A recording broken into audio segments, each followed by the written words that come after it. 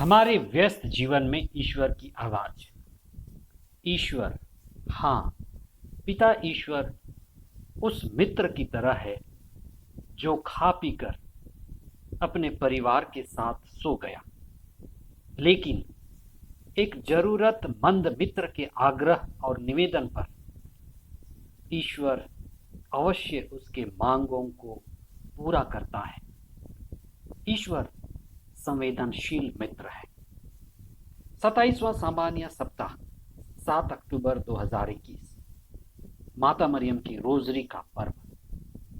बृहस्पतिवार, पहला पाठ नबी मालाकी का ग्रंथ अध्याय 3 पद संख्याएं 13 और उसके आगे, अध्याय 4 पद संख्या 2। संत लूकस का सुसमाचार अध्याय 11 पद संख्याएं 5 से 13 तक। प्रार्थना एक मांगना है जो रोजी रोटी से शुरू होता है, परंतु अंत पवित्र आत्मा की मांगने के बाद होता है। यानी हमारी यात्रा शरीर से शुरू होती है और पवित्र आत्मा से पूर्ण होने पर ही समाप्त होती है। हर कोई मांगना नहीं जानता। कुछ लोगों के लिए मांगना आसान है और वह मांगना भी सांसारिक चीजों का है, संसार का है, संसार के ही विस्तार का है। पर कुछ लोगों के लिए मांगना भी बड़ी कठिन बात है। कुछ लोग कहते हैं हम मर जाएंगे लेकिन दूसरों से कुछ नहीं मांगेंगे। मांगने का अपना एक विज्ञान है। ईसा की प्रार्थना से पता चलता है कि प्रार्थना मूलतः एक रिश्ता है, और जहां अच्छा रिश्ता है, संवेदनशील रिश्ता है, गहरा रिश्ता है, उस रिश्ते को हम निभाते हैं। अतः प्रार्थना का मांगना एक भिखारी का मांगना नहीं, लेकिन वास्तव में उस मधुर और अच्छे रिश्ते को निभाना है। ईसा ने मांगने की कला बताई है, जो प्रार्थना का एक अभिन्न हिस्सा है। हमारा मन एक व्यापारी की तरह कार्य करता है। जहां मन को लगता है कि मांगने से लाभ है, फायदा है, मिल जाएगा, संभावना है, तो मन मांगता है। मन अनुमान लगाता है, गणित लगाता है। मन संभावना ढूंढता है और देखता है कि फायदा है, वहीं वह मांगता है, नहीं तो वह नहीं मांगता। यही अहंकार है। ईसा ने जो मांगने की बात कही वह अलग है। ईसा ने जो मांगने की बात कही वह प्रार्थना का मांगना है, और प्रार्थना का मांगना दृढ़ विश्वास पर आधारित है। जहां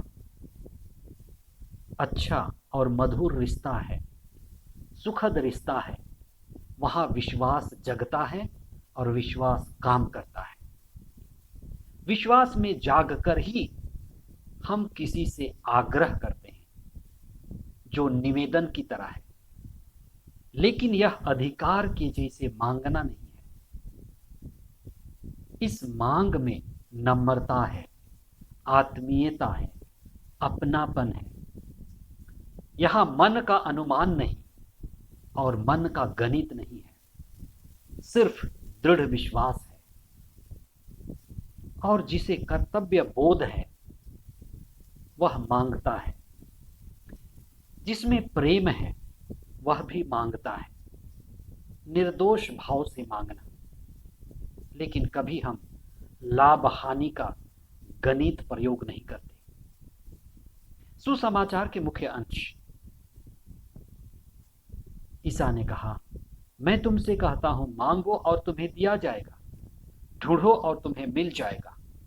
यदि तुम्हारा पुत्र तुमसे रोटी मांगे तो तुम में से ऐसा कौन है जो उसे पत्थर देगा, अथवा मछली मांगे तो मछली के बदले उसे सांप देगा? बुरे होने पर भी यदि तुम अपने बच्चों को सहज ही अच्छी चीजें देते हो, तो तुम्हारा स्वर्गीय पिता मांगने वालों को पवित्र आत्मा क्यों नहीं देगा? ईसा के समाज में अतिथियों का बड़ा जोरदार स्वागत होता था। वह समाज अतिथि स्वागत करने वाला समाज था। लोग अपना सब कुछ अतिथि की सेवा में लगा देते थे। इसीलिए शायद ईसा ने उस मित्र के आग्रह को ही प्रार्थना का मूल बना दिया।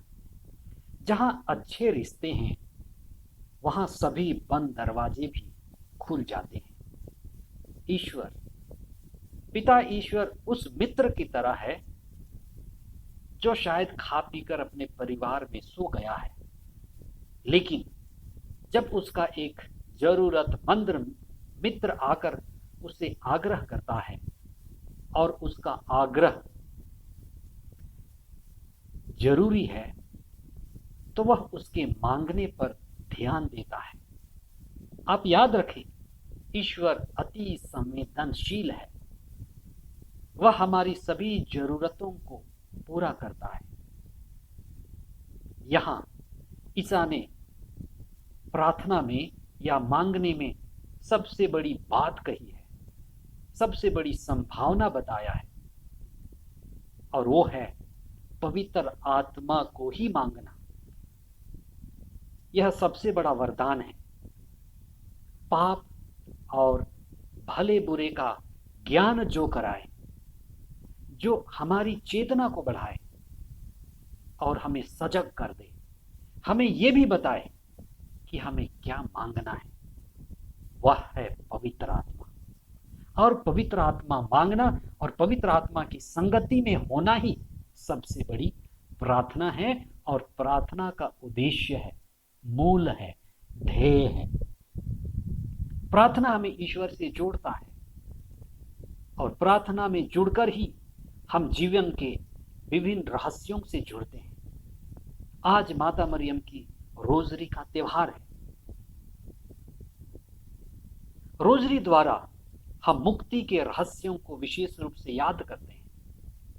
प्रभु यीशु के दुख भोग, मृत्यु और ईश्वर के द्वारा किया गया मुक्ति कार्य और मुक्ति योजना के सभी जुड़े हुए रहस्यों को जुड़कर हम रोजरी के द्वारा मनन चिंतन करते हैं।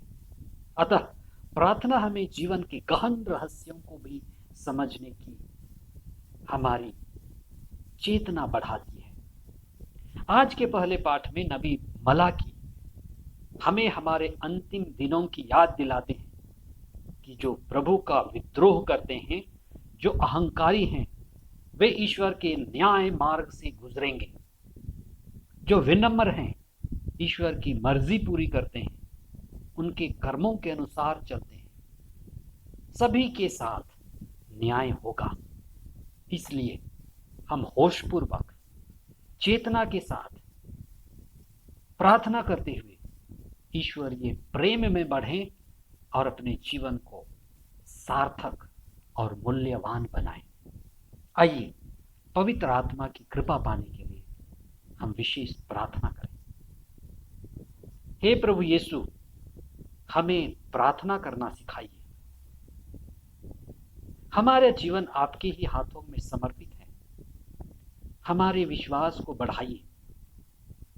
हमें पवित्र आत्मा प्रदान कीजिए कि हम आपके वचन के रहस्यों को समझ पाएं।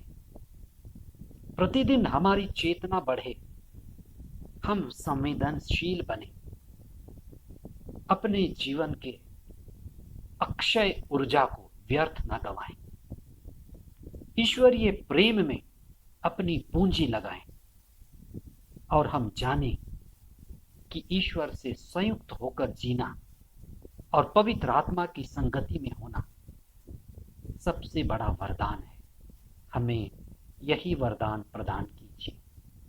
ये प्रार्थना हम करते हैं हमारे प्रभु ख्रिस्त के द्वारा। आमीन।